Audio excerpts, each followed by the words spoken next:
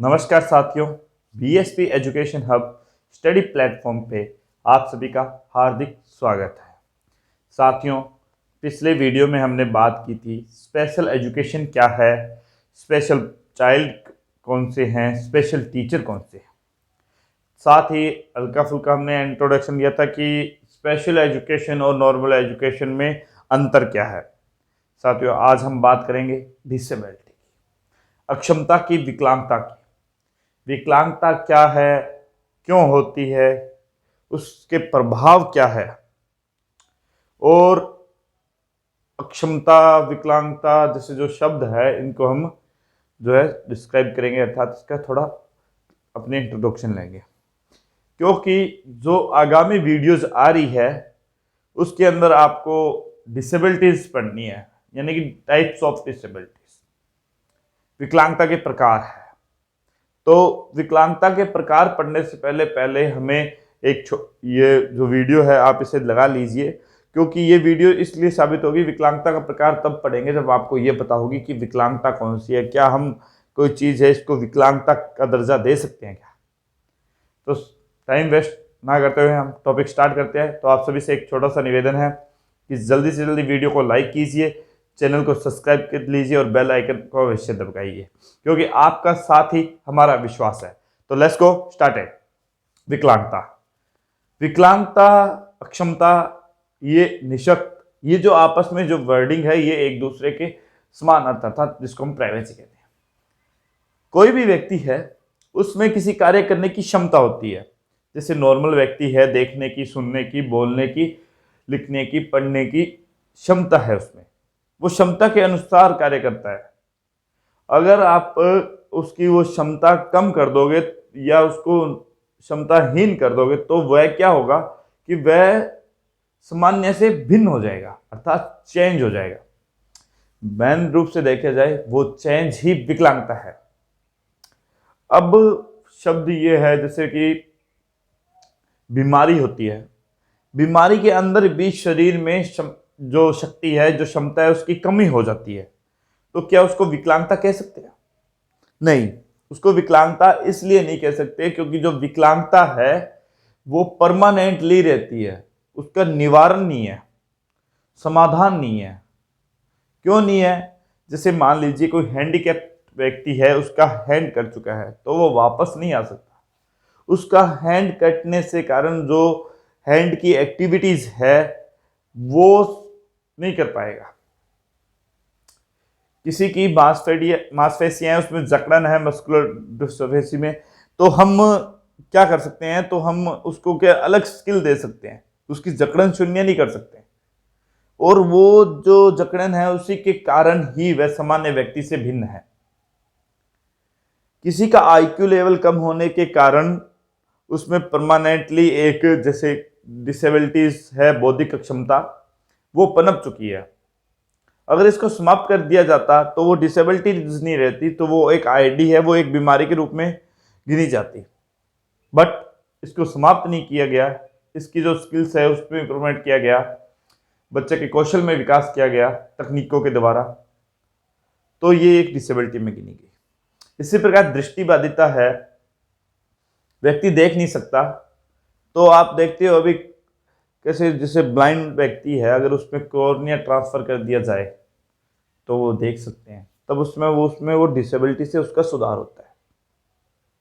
ठीक है, अगर उसकी दोनों आंखें ठीक हो जाए तो उसमें डिसेबिलिटीज नहीं रहती। ठीक है, लो विजन है, उसमें चश्मे के द्वारा सुधार किया जा सकता है।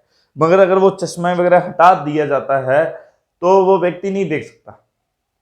क्योंकि उसकी जो क्षमता है उसको टेक्निकली आपने ग्रोथ किया है, न कि उसकी विकलांगता को खत्म किया। अगर खत्म कर देते तो ये होता कि वो बिना चश्मा के सारे भी आसानी से देख सकता है।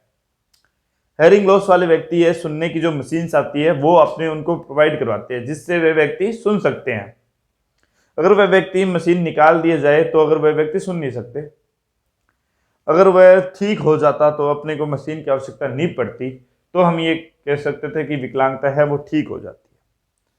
तो साथियों, मेरा कहने का मतलब है कि आप इसको सामान्य परिभाषा में ये भी ले सकते हो, किसी ज्ञात अज्ञात कारणों के कारण शरीर में कोई क्षमता की कमी होती है, चाहे वह शारीरिक हो चाहे मानसिक हो, वो क्षमता की कमी होने पे अगर वह क्षमता परमानेंटली शरीर में बनी रहती है तो उसे हम विकलांगता कहते हैं। अगर वह क्षमता क्षण भर के लिए आती है ज्ञात अज्ञात कारणों से और वह ठीक हो जाती है तो उसे आप विकलांगता नहीं कह सकते, उसे आप इलनेस या अर्थात बीमारी कह सकते हो। मेरा जो कहने का तात्पर्य आप समझ चुके हो। WHO विश्व स्वास्थ्य संगठन ने एक स्टेटमेंट जारी किया था 7 मार्च 2020 को। उस स्टेटमेंट में यह था कि विकलांगता निःशक्त ही व्यक्ति है, मतलब निःशक्त व्यक्ति को ही विकलांग कहा गया है और निःशक्त का जो प्रकार है वह उसकी विकलांगता है। तो निःशक्त का भी जो अर्थ निकालते हो आप, निःशक्त शक्तिहीन, किसी कार्य को करने की जो क्षमता है, जो शक्ति है, अगर उस व्यक्ति से वो निकाल ली जाए तो वो एक रूप से शक्तिहीन कहलाता है। वो शक्तिहीन व्यक्ति अन्य जो सामान्य शक्तिशाली या जो सामान्य व्यक्ति है उनसे हर एक चीज में डिफरेंट आते हैं। वो डिफरेंट आना ही उसकी विकलांगता है। RCI भारतीय पुनर्वास के अनुसार अगर आप विकलांगता को समझते हो तो भारतीय पुनर्वास कहता है कि विकलांगता निःशक्तता का एक प्रकार है जिसके अंदर व्यक्ति शारीरिक मानसिक किसी भी प्रकार से अपनी क्षमताओं की कमी के कारण सामान्य व्यक्ति से भिन्न व्यवहार करेगा। अर्थात जो सामान्य और विकलांग व्यक्ति की जो तुलना है, जो विभेदन है एक्टिविटी बेसिस पे, वो डिफरेंट होगी। क्यों? जैसे कि सामान्य व्यक्ति स्पष्ट रूप से देख सकता है, ब्लाइंड व्यक्ति नहीं देख सकता, तो वो देखना और ना देखना दोनों की जो देखो एक्टिविटी एक है देखना, पर दोनों में डिफरेंस आ गया ना, एक नहीं देख सकता एक देख सकता है। आईडी का बालक है, IQ लेवल में कमी है तो सामान्य बालक से भिन्न व्यवहार करेगा। जैसे कि आपको आईडी की एक खास बात बताता हूँ कि आईडी का मान लीजिए जो IQ लेवल है वो 50 है और 50 IQ लेवल मान लेते हैं कि 5 साल के बच्चे का है।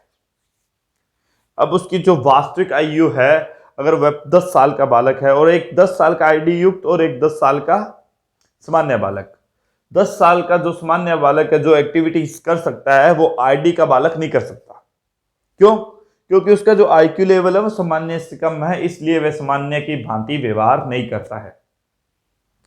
तो अभी आप समझ गए होंगे, आशा करता हूं मेरा छोटा सा प्रयत्न आपके आगे भविष्य में काम आएगा कभी ना कभी। मतलब मेरा कहने का जो तात्पर्य है वो सिंपल सा है। आप विकलांगता को ये लीजिए, कोई भी एक अक्षमता में कमी होती है, वो अक्षमता परमानेंटली बन जाती है।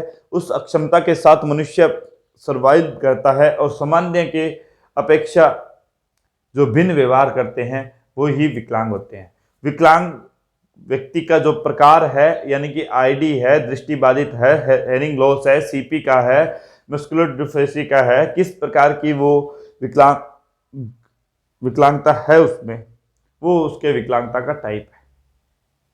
तो आप सभी से ये रिक्वेस्ट करूंगा जाते हुए भी कि आप वीडियो को समर्थन दीजिए, चैनल को सपोर्ट कीजिए। आपका साथ ही मेरा विश्वास है। जय हिंद, जय भारत।